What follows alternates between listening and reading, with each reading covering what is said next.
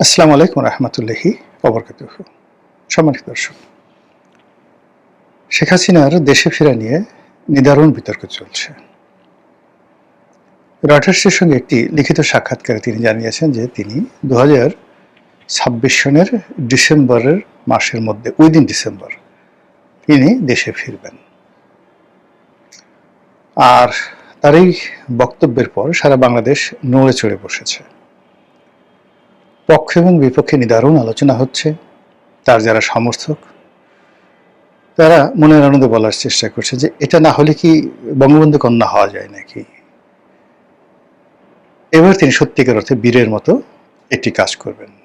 শেখ হাসিনা যে পালায় না, শেখ হাসিনা যে পালিয়ে যায়নি, একটা বিশেষ মুহূর্তে বিশেষ পরিস্থিতিতে তাকে বিদেশে চলে যেতে বাধ্য করা হয়েছিল এবং ওই মুহূর্তে ওই পরিস্থিতি তার এটা ছাড়া কোনো বিকল্প ছিল না।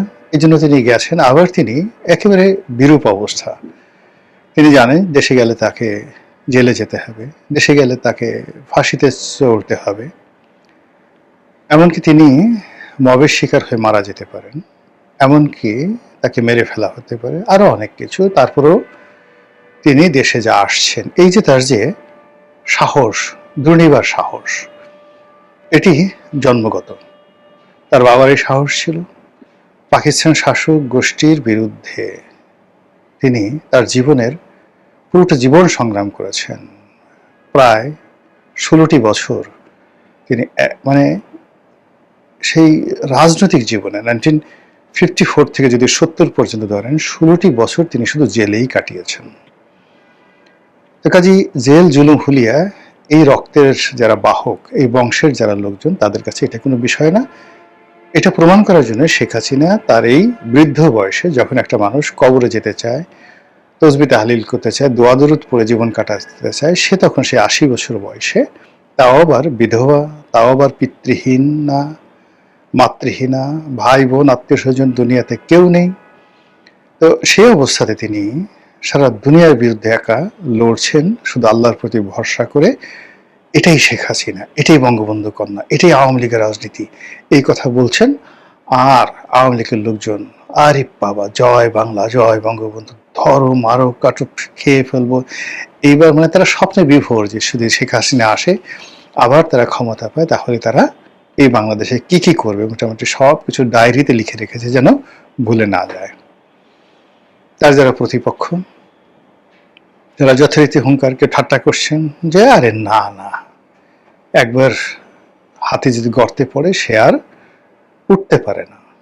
হাতির বাহাদুরি যতক্ষণ সে মানে গর্তের বাইরে থাকে। তো শেখ হাসিনা যে গর্তে পড়ে গেছে সেক্ষেত্রে তিনি আর উঠতে পারবেন না। আরেকজন বা আর এক পক্ষ বলার চেষ্টা করছে যে আপা এই ডিসেম্বর কেন, পারলে আজকে আসেন, আমাদের তার তর্স হচ্ছে না। আপনার জন্য জেলখানা প্রস্তুত, আপনার জন্য ফাঁসির মঞ্চ প্রস্তুত, আপনার জন্য ফাঁসির রায় রেডি করা আছে, আপনি আসবেন আর ঝুলে পড়বেন, আর আমরা আপনাকে শাস্তি দিয়ে মনের আনন্দে বগল বাজাবো। কামান কামান আপা, আসেন আসেন আসেন ম্যাডাম, আসেন জনাবা, আসেন। এরকম একটা পক্ষ বলছেন। আর এক পক্ষ বলছেন যে আসার সঙ্গে সঙ্গেই তাকে ফাঁসিতে লটকানো হবে। এই ধরনের যে হুমকি ধামকি, কথাবার্তা, পাল্টা বক্তব্য, এগুলো চলছে। তার সঙ্গে সঙ্গে আবার খুব ইন্টেলেকচুয়াল লেভেলে যারা একটু বুদ্ধিশুদ্ধি রাখেন, তারা নানা রকম বিচার এবং বিশ্লেষণ করছেন যে এখন নয় কেন। মানে তিনি সেই জুলাই মাসে না এসে, আগস্টে না এসে, সেপ্টেম্বরে না এসে, এই দীর্ঘ সময় নিয়ে তিনি কেন ডিসেম্বর মাসে আসতে চাচ্ছেন, এবং এইটা নিয়ে তারা নানা রকম কারণও খুঁজে বের করেছে।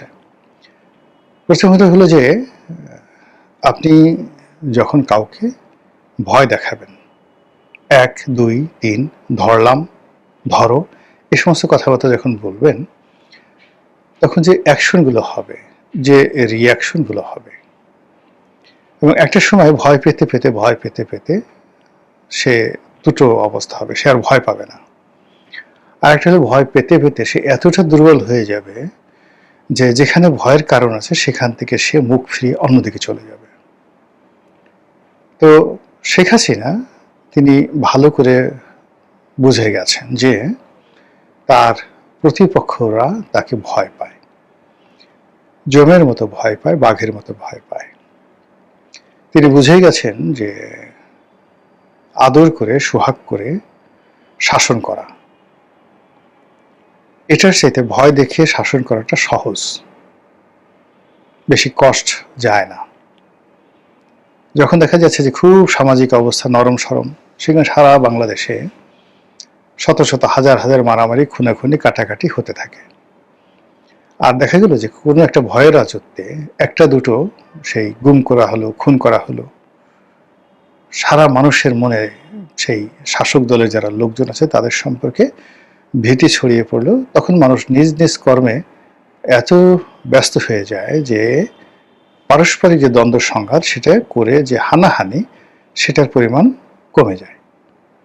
এবং আশ্চর্য ব্যাপার হলো, যেমন ধরুন আপনি হিটলারের যে নাৎসি শাসন, মুসলিনির সেই ফ্যাসিজম, ওখানে যত ক্ষয়ক্ষতি হয়েছে, খুনাখুনি হয়েছে, সেটা রাষ্ট্রীয় বাহিনীর হাতে।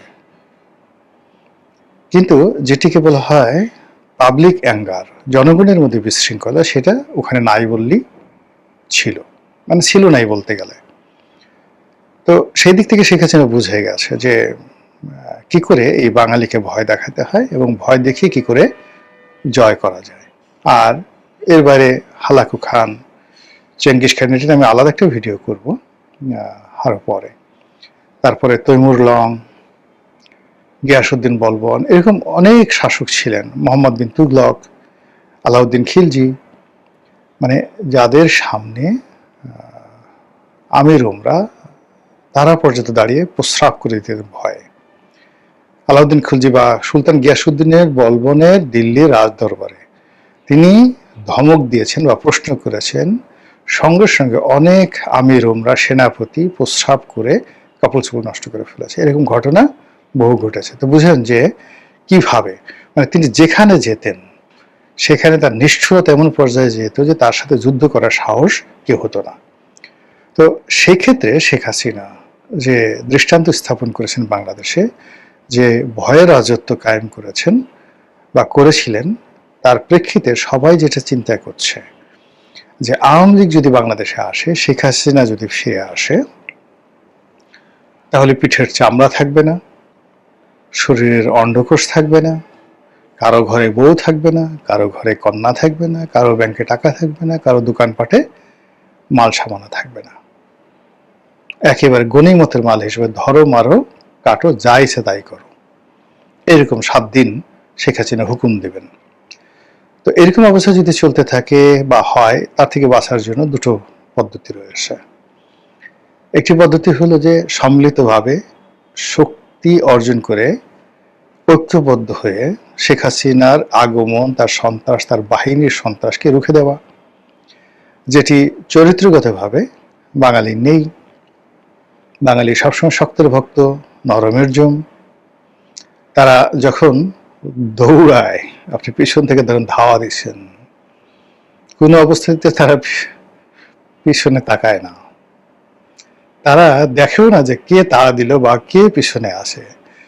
আপনি বলছেন যে ধর, অমনি নিউ মার্কেটের সেই বা নীলক্ষেতের মোড় থেকে বা সিটি কলেজের মোড় থেকে বা শাপলা চত্বর থেকে তারা দৌড় শুরু করবে। দৌড় শুরু করে 3-4 কিলোমিটার যাওয়ার পরে তাদের তখন মনে হবে যে পিছনে তাকায় দেখিতে কেউ আসছে কিনা, তাকায় দেখা গেল কেউ আসেনি। এই হলো আমাদের দৌড়ের ইতিহাস। এরপরে আমরা যখন দৌড়াই, তখন নিচে বাঁচার জন্য আমরা যে কাজ করি, পাশের যে লোক তাকে ধাক্কা মারি।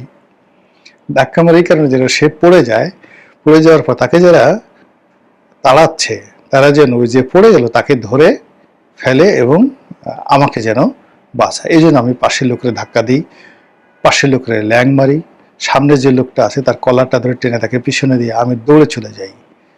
আমাদের দেশে যে সকল মিছিল হয়, রাজনৈতিক মিছিল হয়, সেই মিছিলে যে পুলিশের লাঠিচার্জ হয়, সেই লাঠিচার্জের সময় দেখবেন রাজনীতির, সেটা আওয়ামী লীগ, বিএনপি, জামাত যাদের হোক না কেন, মানে এইভাবে চেইন করে একজনের হাত ধরে রুখে দেয় না আর একসাথে পালায় না, তারা সবাই বিচ্ছিন্নভাবে পালায়।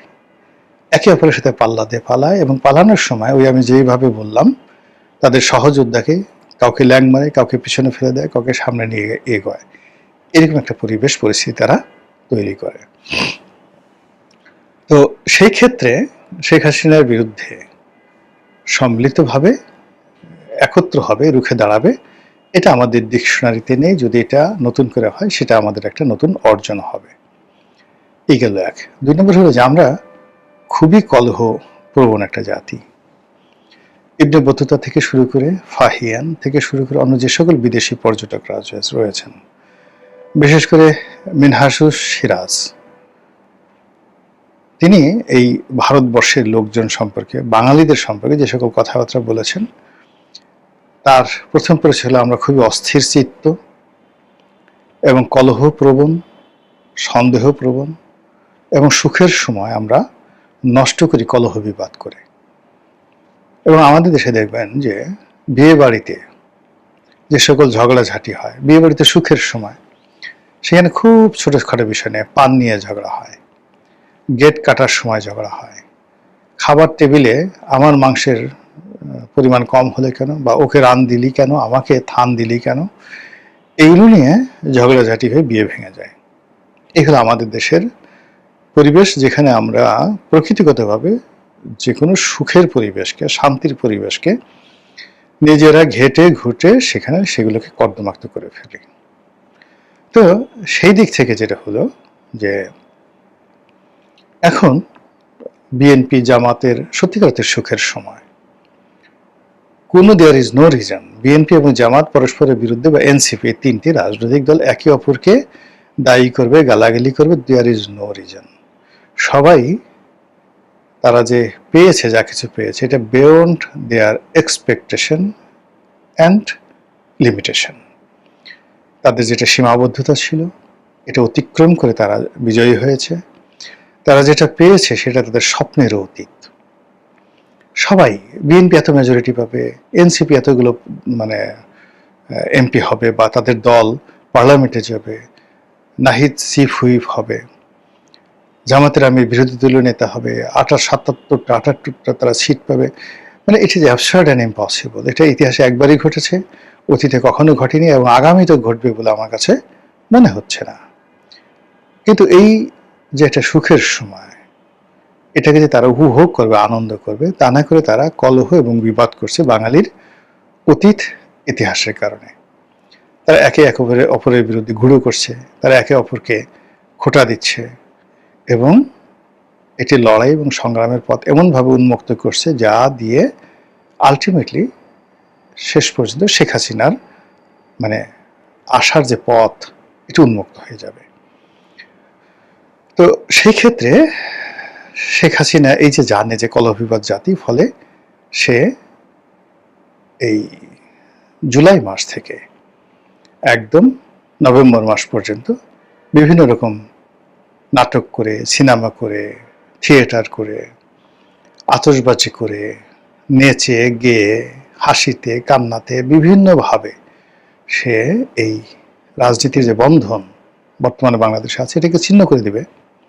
একবার ভয় দেখাবে, একবার প্রেম দেবে, একবার ফুল দেবে, একবার আলোচনা করবে, একবার এটা করবে, এটা করবে। মানে এগুলো করে জাস্ট একটা, আমরা যে রাবার আছে, রাবারের যে এলাস্টিসিটি যেটাকে বলা হয়, এটা যদি আপনি বারবার টানেন না, তখন আর ওটার এলাস্টিসিটি থাকে না। রাজনীতিরও এরকম একটা এলাস্টিসিটি থাকে। সেই এলাস্টিসিটিটা এখন শেখ হাসিনা এবং ভারত সম্মিলিতভাবে ভেঙে দিতে চাচ্ছে। ভেঙে দিয়ে যে সামনে যে সময়গুলো পাবে, এই সময়ের মধ্যে প্রত্যেকটি রাজনৈতিক দল তার শক্তি খুইয়ে ফেলবে, প্রতিটি রাজনৈতিক দল ভীত সন্ত্রস্ত হয়ে পড়বে, এবং যারা রাষ্ট্র ক্ষমতা আছে তাদের ব্যর্থতার পরিমাণ বাড়তে থাকবে, এবং ধীরে ধীরে তারা আশাহত হতে থাকবে। এই গেল এক। 2 নম্বর হলো যে ডিসেম্বর মাসটি আওয়ামী লীগের জন্য বরকতময়।